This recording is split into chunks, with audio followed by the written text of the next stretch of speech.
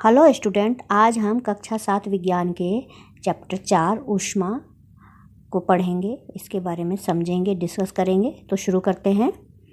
अध्याय 3 में आप पढ़ चुके हैं कि ऊनी वस्त्र जांतव रेशे से बनाए जाते हैं। आप यह भी जानते हैं कि सूती वस्त्र पादप रेशों से प्राप्त होते हैं। आपने फाइबर या रेशा के बारे में पढ़ा है, अभी पिछले चैप्टर में ही पढ़ा था कि जो भेड़ से हमें ऊन प्राप्त होता है उससे ऊनी कपड़े बनाए जाते हैं, तो वो जांतव रेशा हो गया। जंतु से जांतव बना, जंतु यानी एनिमल, तो जांतव हो गया एनिमल से जो भी रेशे प्राप्त किए गए। इसी तरह से सूती कपड़े जो हैं वो कॉटन से प्राप्त होते हैं। तो ये दोनों जंतु रेशे और पादप रेशों से ये कपड़े बनाए जाते हैं। अब यह है कि जो ठंडी होती है उस टाइम हम पहनते हैं ऊनी वस्त्र पहनते हैं। क्यों? क्योंकि हमें गर्मी का एहसास कराता है। लेकिन इसके उल्टा जब मौसम गर्म होता है तो हम सूती वस्त्र पहनते हैं, क्योंकि इससे हमें ठंडक का अनुभव होता है। इसी प्रकार शीतकाल में आप घर के अंदर ठंड का अनुभव करते हैं। यदि आप बाहर धूप में जाएं तो गर्मी का अनुभव करते हैं। ठंडी जो समय होता है, ठंडी का समय, उसमें घर में ठंड लगती है। जब धूप निकलती है तो हम धूप में चले जाते हैं तो हमें गर्माहट महसूस होती है। इसी तरह से ग्रीष्म काल में आप घर के अंदर भी गर्मी जब का मौसम है तो घर के अंदर भी गर्मी होगी। तो ये गर्मी और सर्दी जो है, इसका अनुभव जो है वो बदलता रहता है। कोई भी चीज़ गर्म हो सकती है या ठंडी हो सकती है। हम कैसे पता लगाते हैं कि कोई वस्तु कितनी गर्म अथवा कितनी ठंडी है? तो अब हम अपने टॉपिक पे आ गए कि कोई वस्तु ठंडी है या गर्म है, ये कैसे पता लगाएंगे। इसके लिए ये दिया हुआ है कि अपने दैनिक जीवन में हम अनेक वस्तुओं के संपर्क में आते हैं। कुछ गर्म होती है, कुछ ठंडी होती है। चाय गर्म है, बर्फ़ ठंडी है। तो उन्होंने एक सूची दी है, इसमें बहुत सारी चीज़ों के नाम लिखे हुए हैं। तो आप उससे इसको पढ़िए। आइसक्रीम है, ठंडी है। चाय के प्याले में रखी हुई चम्मच क्या है? गर्म होगी। फलों का रस ठंडा होगा। तो इस तरह से इसको हम भर लेंगे। अब कोई भी वस्तु जो है वो एक दूसरे की अपेक्षा ही अधिक गर्म या ठंडी होती है। इसको पता लगाने के लिए हम क्या करेंगे? एक प्रयोग करेंगे। देखिए, 3 पात्र हैं इसमें। पहले पात्र में जो ए नाम लिखा है उसमें ठंडा पानी है, बहुत ठंडा पानी है। दूसरे में गर्म पानी है और तीसरे में दोनों पानी को मिला के जो गुनगुना सा होता है, गर्माहट जो होती है, वो पानी है। अब देखिए हम आगे क्या करेंगे। अब ये है कि जो ए मग है जिसमें बिल्कुल हमने ठंडा पानी डाला है उसमें बायां हाथ डालेंगे। जो बी मग है जिसमें गर्म पानी है उसमें दाहिना हाथ। और दोनों को डालने के बाद हम ठंडक और गर्मी का अनुभव करने के बाद ठंडे पानी वाले हाथ को सी मग में डालेंगे, तो वो हमें गर्म का अनुभव देगा कि ये पानी गर्म है। लेकिन जो गर्म पानी में हाथ डला हुआ था बी मग में, उसको जब हम सी मग में डालेंगे तो वो कहेगा कि ये पानी तो ठंडा है। तो इसका क्या मतलब है कि किसी भी चीज़ का तापमान जो है वो किसी दूसरे चीज़ से रिलेटिव है। मतलब अगर ठंडे में पहले से हाथ डाल रखा है तो गुनगुना पानी गर्म लगेगा, लेकिन ज़्यादा गर्म में हाथ डला हुआ है तो फिर वो गुनगुना पानी ठंडा लगेगा। मतलब इसका मतलब ये है कि कोई भी वस्तु कितनी गर्म है या कितनी ठंडी है, ये हमारी स्पर्श इंद्रियां जो हैं वो पूरी तरह से सही नहीं बताती हैं। पूरी तरह से इस पर विश्वास नहीं कर सकते हैं।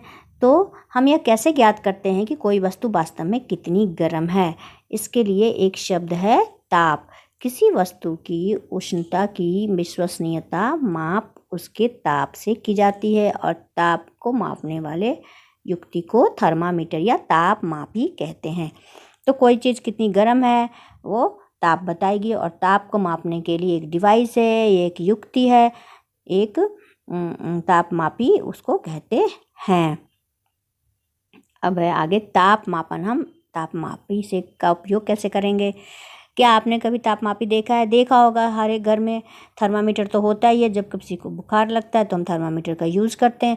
अभी थर्मामीटर 2 तरह का है, यहाँ 2 तरह के बताए गए हैं, डॉक्टरी थर्मामीटर और क्लिनिकल थर्मामीटर। लास्ट में थोड़ा सा आपको डिजिटल थर्मामीटर के बारे में हल्का सा बताया गया। चलिए हम डॉक्टरी थर्मामीटर पर चलते हैं। डॉक्टरी थर्मामीटर जो है वो घर में यूज़ होता है, हम घर में यूज़ करते हैं। ये देखिए इसका चित्र बना हुआ है। इसके आगे जो है घुंडी होती है जिसमें मरकरी होता है, और पीछे जो है ये पूरी तरह से एक लंबी बारीक कांच की नली की तरह होता है, और जो आगे घुंडी या बल्ब जिसको कहते हैं उसमें पाड़ा भरा होता है, और बल्ब के बाहर एक लंबी सी पतली चमकीली धाड़ी होती है जो पारे की धाड़ी होती है, पारा या मरकरी की धाड़ी होती है। यदि पारे की यह धारी आपको दिखाई ना दो तो थर्मामीटर को थोड़ा सा घुमाइए। थर्मामीटर को पीछे से पकड़ना, आगे बल्ब से नहीं पकड़ना, पीछे से पकड़ना है और घुंडी को हिलाना, घुमाना है, पीछे से पकड़ना और उसको घुमाना है, तो उससे आपको पारे की लाइन दिख जाएगी, चमकीली, बिल्कुल चमकीली लाइन दिखेगी।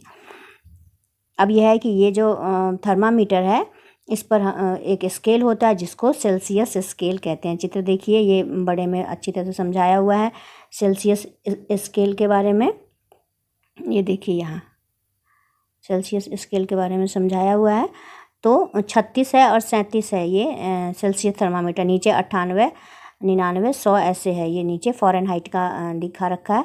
तो जो 36 और 37 के बीच में देखिए 5 छोटी लाइन है, फिर एक बड़ी लाइन है, फिर 5 छोटी लाइन, मतलब 10 लाइनें हैं इसमें, जिसको 5-5 में बांटा गया है। अब इसके बारे में भी आगे पढ़ेंगे। भारत में हमने सेल्सियस स्केल को अपनाया है, हमें इसी स्केल का उपयोग करना चाहिए। दूसरा मापक्रम है फ़ारेनहाइट का। फ़ारेनहाइट में 94 से 108 तक इसका रेंज होता है, और जो सेल्सियस थर्मामीटर हमारा है उसका रेंज होता है 35 to 42। याद रखिए इसको, 35 to 35 से 42 डिग्री सेल्सियस तक का उसमें रेंज होता है। और हमारे शरीर का नॉर्मल टेम्परेचर 37 डिग्री सेल्सियस होता है। अब है थर्मामीटर से ताप कैसे नापेंगे, इसके बारे में हम पढ़ते हैं। अब है हम जो थर्मामीटर में अभी हमने देखा कि जैसे 36 डिग्री और 37 डिग्री के बीच में 1 डिग्री का फ़र्क है, तो इनके बीच में छोटे छोटे चिन्ह बने हुए हैं, 5 डिवीज़न हैं। तो एक डिवीज़न जो हो जाएगा वो 1/5 डिग्री यानी कि 0.2 डिग्री सेल्सियस का होगा। अब है कि थर्मामीटर को उपयोग करने से पहले क्या सावधानी रखनी चाहिए। यहाँ देखिए बॉक्स के अंदर भी दिया हुआ है। थर्मामीटर को उपयोग से पहले अच्छी तरह से धो लेना चाहिए और किसी एंटीसेप्टिक घोल से धोना अच्छा रहेगा, क्योंकि हम जब इससे पहले किसी के लिए उपयोग किया तो हमने उसके मुंह में रखा था, जीभ में रखा था, या फिर उसको हम अपने मुंह में रखेंगे या आर्मपिट के अंदर रखेंगे तो किसी भी तरह की कोई इन्फेक्शन ना हो, कोई परेशानी ना हो, इसलिए इसको यूज़ करने से पहले अच्छी तरह से धो लेना चाहिए। अब यह है कि इस यूज़ करने से पहले इसको अच्छी तरह से झाड़ कर पाड़े का जो तल है वो 35 डिग्री से नीचे होना चाहिए। अगर हमने पहले किसी का बुखार देखा और उसको 38 है जैसे सेल्सियस में, तो वो फिर सही रीडिंग नहीं दे पाएगा। तो इसको पहले नॉर्मल कीजिए, पहले जैसे पेन से स्याही झाड़ते हैं ना, जब पेन नहीं चलता है तो उसी तरह से हाथ से झटका देकर झाड़ लीजिए और पारा जो है वो 35 तक आ जाए, उसके बाद यूज़ कीजिए। दूसरी बात, थर्मामीटर में टेम्परेचर जब हम रीड करेंगे, देखेंगे, तो वो बिल्कुल हमारी आँख के सीध में होनी चाहिए। तो आपको एक चमकीली लाइन पारे की दिखाई देगी, और अगर नहीं दिख रही है तो थोड़ा सा उसको घुमाइए पीछे की तरफ से पकड़ के थर्मामीटर को, तो वो दिख जाती है कि हमारे शरीर का टेम्परेचर कितना ये दिखा रही है। और इसका उपयोग जो है सावधानी से करना चाहिए, क्योंकि ये बहुत ही कोमल नाजुक होती है। अगर किसी भी कठोर वस्तु से ये टकराएगी तो ये टूट जाएगी।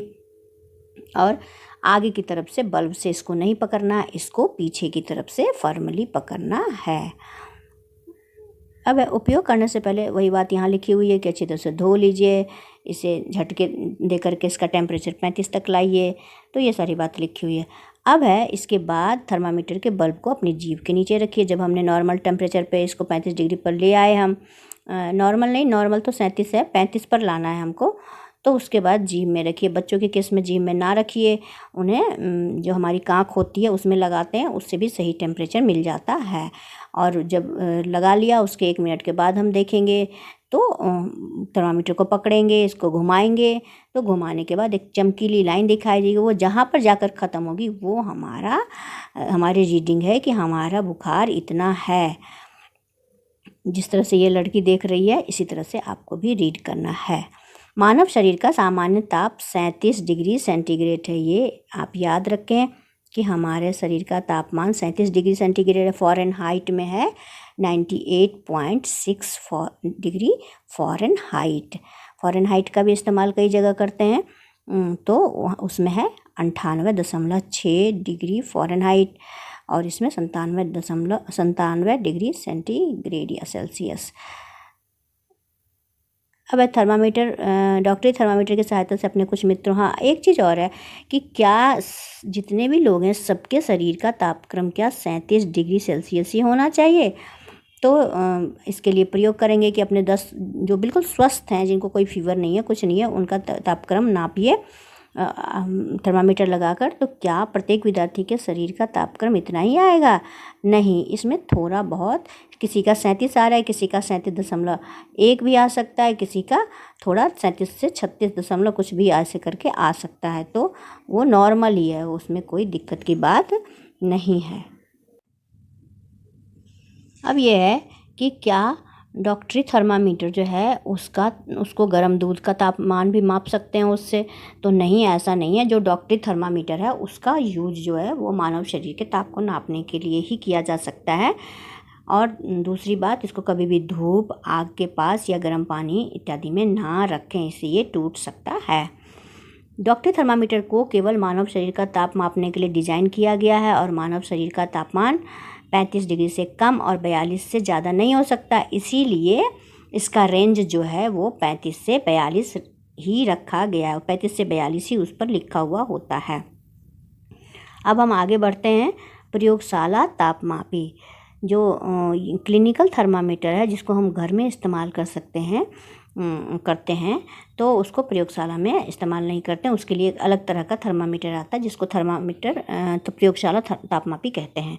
अब उसमें और इसमें क्या फ़र्क है? इसमें और इसमें कुछ खास फ़र्क नहीं, आगे हम देखते हैं क्या है इसमें ये दिया हुआ है कि प्रयोगशाला तापमापी जो है वो उसमें भी थोड़ा सा चेंज करके एक अलग तापमापी आता है, जिसको कहते हैं अधिकतम और न्यूनतम ताप नोट करने वाला थर्मामीटर। जैसे कि हम न्यूज़ में सुनते हैं कि आज का अधिकतम तापमान इतना है, न्यूनतम तापमान इतना है, तो एक तापमापी और होता है जिसको बोलते हैं अधिकतम और न्यूनतम तापमापी। अब है प्रयोगशाला जो तापमापी है, इसका रेंज है -10 डिग्री सेल्सियस से 110 डिग्री सेल्सियस, ये इसका रेंज है। इतने के बीच के टेम्परेचर को ये डिनोट कर सकता है, बता सकता है। जैसा आपने डॉक्टरी थर्मामीटर में देखा है, इसमें भी इसी तरह से छोटे छोटे भागों में ताप बांटा हुआ होता है। तापमापी द्वारा दर्शाए गए ताप को ठीक ठीक पढ़ने के लिए आपको ताप के इस मान की आवश्यकता पड़ती है ना। 10.1 -10.1 या 100.2 है ना, इस तरह से मापने के लिए आपको डिवीज़न दिया हुआ, उसको देखकर बता सकते हैं। ये मैंने बता दिया, अधिकतम और न्यूनतम तापमापी होता है, जिससे कि मौसम संबंधी जानकारी दी जाती है, तब इसका यूज़ किया जाता है। अब है प्रयोगशाला तापमापी का यूज़ कैसे करेंगे। यहाँ चित्र में देखिए, एक बीकर में पानी डाला है और बिल्कुल सीधे सीधे इसको प्रयोगशाला तापमापी को डाला है इसमें। और इसमें एक सावधानी और रखनी है कि आप जो तापमापी है उसकी घुंडी को इसके तले से नहीं सटाना है, तले से थोड़ा ऊपर हाथ से पकड़ कर रखना है। और जैसे ही इसको हम डालेंगे, देखेंगे मरकरी जो है वो या तो नीचे लेवल आ रहा है या फिर ऊपर, जैसे भी इसका टेम्परेचर होगा उसके अकॉर्डिंग। तो हम इसको रखे भी इसमें ताप को माप सकते हैं इसमें, क्योंकि जैसे ही हम बाहर निकालेंगे फिर ये बाहर जो हमारा वातावरण है उसका तापमान देने लगेगा। इसलिए अगर हमें पानी का तापमान चाहिए तो पानी में जब ये थर्मामीटर डूबा हुआ हो तभी इसकी रीडिंग ले लेनी चाहिए। और इसके लिए एक चीज़ यहाँ भी बताए कि इसको चारों तरफ से उस लिक्विड से घिरा होना चाहिए, उस पदार्थ से घिरा होना चाहिए जिसका ये माप लेना है। अब जो प्रयोगशाला तापमापी है उसके उपयोग में जो सावधानियां हैं वो वही सारी हैं जो हमने क्लिनिकल थर्मामीटर में देखा कि पहले एंटीसेप्टिक में अच्छी तरह से धो लेंगे, पारे का लेवल 35 से नीचे करेंगे हाथ से झटका देकर, फिर उसके बाद आंखों की सीध में रखेंगे इसको रीडिंग लेते समय, तो और यूज़ करते समय बिल्कुल सावधानी रखेंगे किसी चीज़ से टकराए नहीं। इसके अलावा भी तापमापी का जो सावधानी है वो है कि इसको सीधा रखना है, तिरछा नहीं रखना है कि एक तरफ को झुका दिया तो वो सही रीडिंग नहीं देगा। दूसरी बात, तापमापी का जो बल्ब है तो उसके चारों तरफ जो पदार्थ होनी चाहिए जिसकी रीडिंग इसे लेनी है, और उसके बल्ब को बर्तन की दीवार से नहीं छूना है, थोड़ा उठाकर रखेंगे, बिल्कुल पेंदी में सटाकर नहीं रखेंगे। बूझों को अब समझ में आ गया कि उच्च तापों को मापने के लिए डॉक्टरी थर्मामीटर का उपयोग क्यों नहीं करना है, लेकिन वह अभी भी उलझन में है कि क्या प्रयोगशाला तापमापी द्वारा उसके शरीर का तापमान मापा जा सकता है। तो अब यह है कि क्या जो प्रयोगशाला तापमान है उससे हम अपने शरीर के तापमान को माप लेते हैं, क्या दिक्कत है? तो दिक्कत है। दिक्कत यह है कि इसके लिए भी एक प्रयोग बता रहे हैं कि गर्म पानी लीजिए बीकर में और उसके बाद तापक्रम को नोट कीजिए। तो जैसे ही गर्म पानी में डालेंगे तो क्या होगा, मरकरी जो है फैलती है तो टेम्परेचर बढ़ता है, या फिर ठंडे में डालेंगे तो मरकरी जो है सिकुड़ती है और टेम्परेचर घटता है। दूसरी बात कि क्या हम बॉडी का टेम्परेचर ले सकते हैं? नहीं ले सकते हैं। क्यों? क्योंकि जो प्रयोगशाला तापमापी है उसको उसी वस्तु में रखे रखे ही उसकी रीडिंग लेनी होती है। ये नहीं कि उस बर्तन से निकाल कर फिर हम रीडिंग ले रहे हैं। जैसे ही हम बर्तन से निकालेंगे तो पारे का तल गिरने लगता है अपने आप ही, अपने आप। लेकिन क्लिनिकल थर्मामीटर में क्या होता है, पारे का तल अपने आप नहीं लिया जाता। यही सबसे बड़ा अंतर है। इसका कारण क्या है कि जो क्लिनिकल थर्मामीटर है उसमें एक अलग सा स्ट्रक्चर होता है जिसको बोलते हैं किंक, उसको बोलते हैं किंक। यहाँ देखिए, ये एक तरह से घुमाव है, जैसे रोका लगाता है ना किसी चीज़ को गिरे ना, इसके लिए रोक लेते हैं, तो उसी तरह से ये किंक एक घुमावदार स्ट्रक्चर होता है जो पारे का तल गिरने से रोकता है, अपने आप गिरने से। यही कारण है ना कि आप अपने टेम्परेचर लेते हैं और उसको तापमापी को बाहर निकालते हैं, तब भी पारा वहीं स्थिर होता है, वो कम नहीं बताता। लेकिन प्रयोगशाला थर्मामीटर में ये किंक नहीं होता है, जिसको विभंग बोलते हैं। तो ये विभंग नहीं होता, इसके कारण जैसे ही हम बाहर निकालते हैं किसी भी वस्तु से प्रयोगशाला तापमापी को, उसका टेम्परेचर डाउन या अप होने लगता है, जो भी एटमॉस्फेयर है, वातावरण है, उसके अकॉर्डिंग। लेकिन इसमें चूँकि विभंग बना हुआ है, विभंग या किंक बना हुआ है, इसीलिए मुंह के बाहर भी जब हम थर्मामीटर निकालते हैं रीडिंग लेने के लिए तो कुछ नहीं होता, वो टेम्परेचर वही होता है जो उसका सही टेम्परेचर है।